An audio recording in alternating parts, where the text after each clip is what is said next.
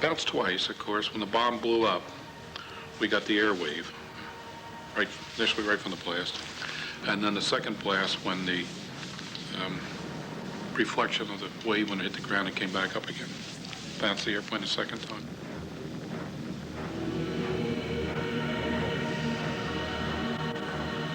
As the last airplane in the run, in a reconnaissance model with the cameras and all the other gear on board, we were told that the cloud would be about 40,000, 29 as we went by, and 40 something coming back.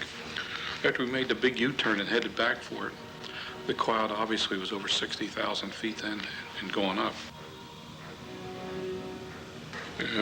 My aircraft commander made a decision for which I'm eternally grateful. I'm not going through that cloud. So we made a big, sweeping flight around it, but not through it.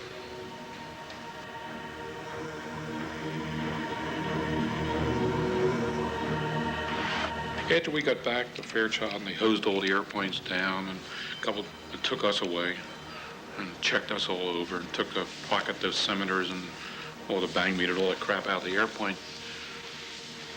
They hosed all the airplanes down on another part of the field. But then we read in the paper how successful the test was. I've always felt to myself, it wasn't quite that successful.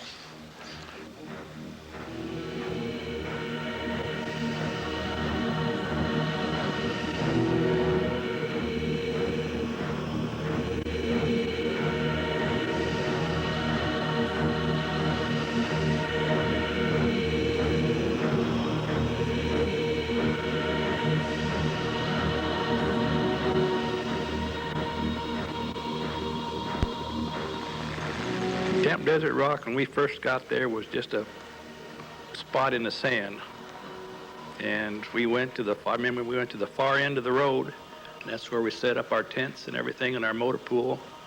And as other outfits came in, they filled in from where we were at up towards Mercury Junction, different companies.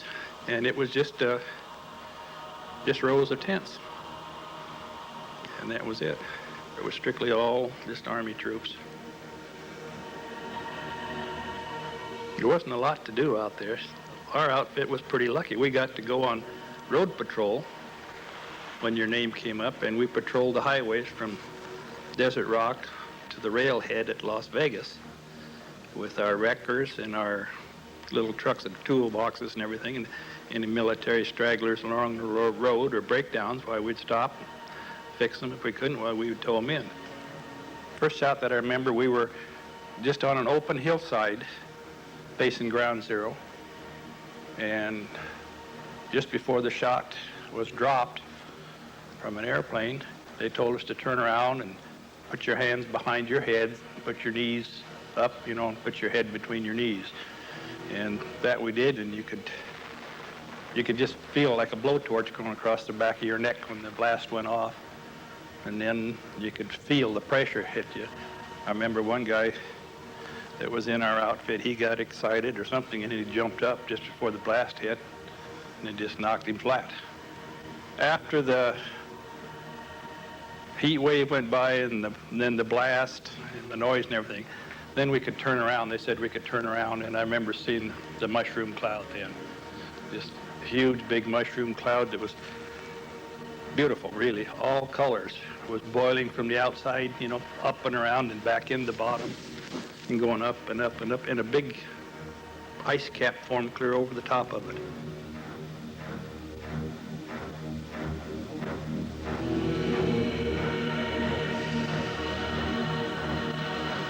You would set an aircraft at a tank or something so many yards from ground zero or so many degrees. It was all pretty well documented. Then afterwards, why, they would go back and take what measurements they could, but most of the time it was too hot to get back in there.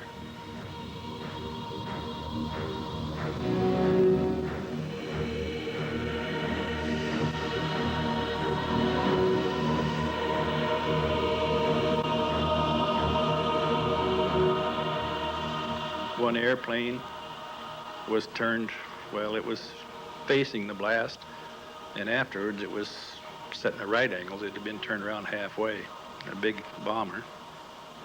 And I think one of the most unusual sights that we saw was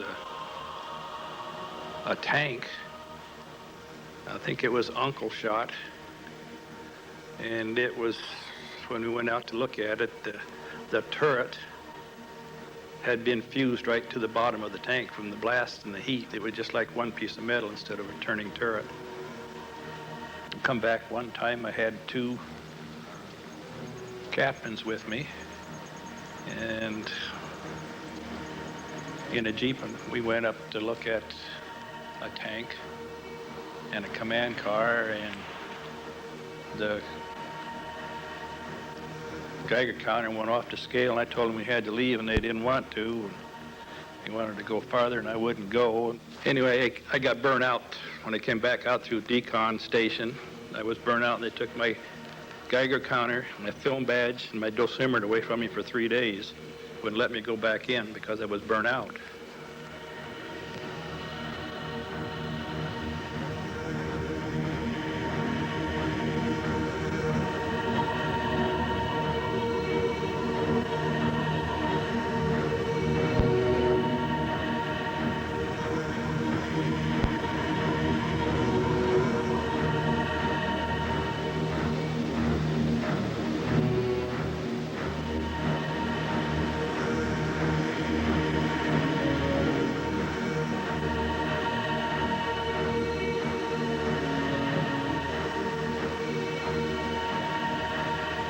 So I was on a DER, which is a destroyer escort radar picket ship.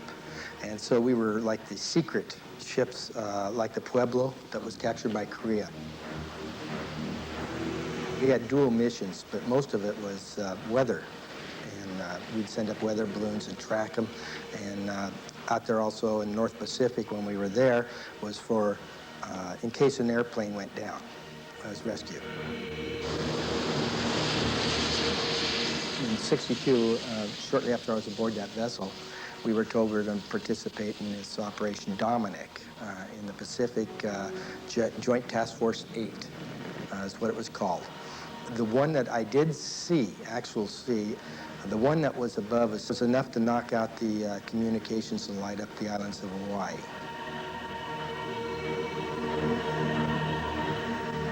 We were directly underneath. They told us, you know, you're not taking any radiation, we won't have it. But we did go into, right after the explosion, everybody went inside and we washed down the vessel. They had piping all around each level with nozzles. And the superstructure and the bridge decks and even up on top of the fly bridge had ways to, nozzles to actually, using salt water, pumping salt water and washing it down.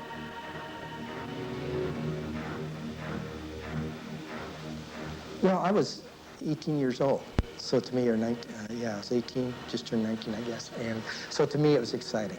I wanted to participate. I joined the Navy. I wasn't drafted.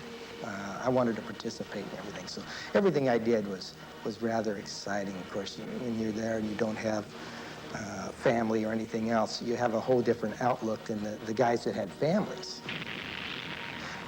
I know there was a lot of apprehension among my shipmates that had families back in Hawaii. It's just fear of the unknown, of what might happen, you know, if something went wrong, or, you know, I think that's part of it. Even after it happened, then there was probably more apprehension after it happened than before. How much radiation are we going to take? How, you know, what's this going to do to us, you know? Is this wash down on the ship going to work? How long does that radiation stay in the air? A lot of questions that we never did get answered. I'd seen explosions on film in Nevada. And so when you think about it and the size of a hydrogen bomb compared to an atom bomb, you know, we sensed it. We knew that this was something that was unique, something that had never been done before.